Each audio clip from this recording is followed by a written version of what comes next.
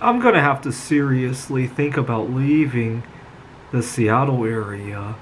Seattle, I want to say, is just very close-minded. If you live your life differently than the mainstream, it is very difficult to get ahead here in Seattle. So, for example, I recharge very differently from a lot of my colleagues. A lot of my colleagues love going to loud environments.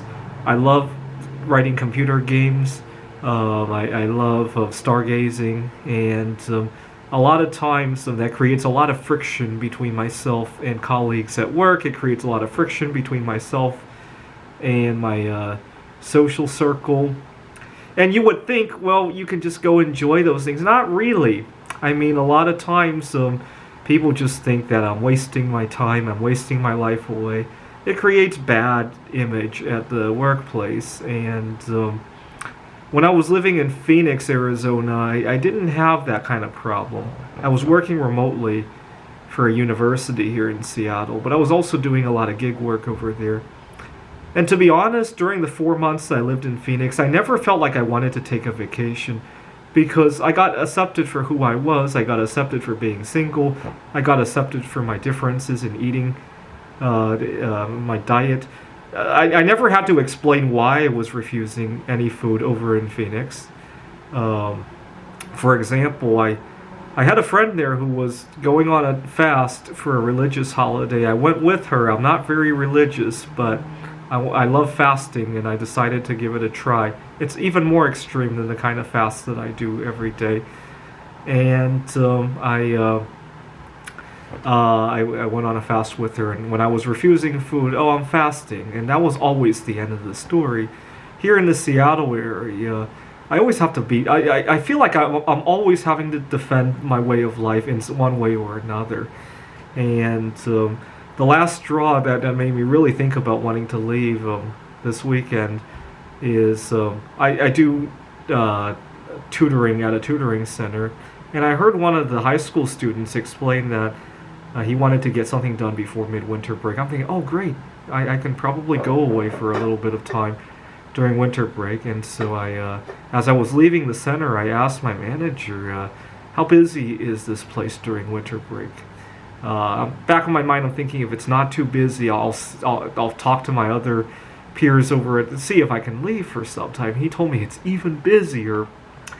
And see, if this were Phoenix, I wouldn't be thinking that. I'd be thinking, oh, even if it's not too busy, I'll stay here and mingle with others in Phoenix, right? But to give you an idea, I was at a backgammon tournament, and I have eczema, and I keep it under control by watching what I come into contact with. The guy sitting next to me was eating some finger foods, and I told him to just please keep your food neat. You know, I apologize, but I react badly to some things. If you don't mind, just keep your food neat.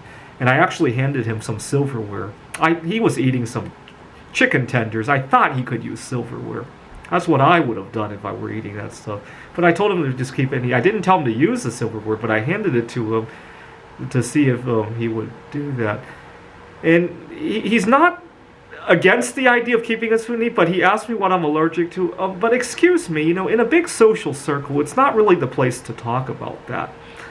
I think common sense would indicate that just don't dust your hands everywhere, right?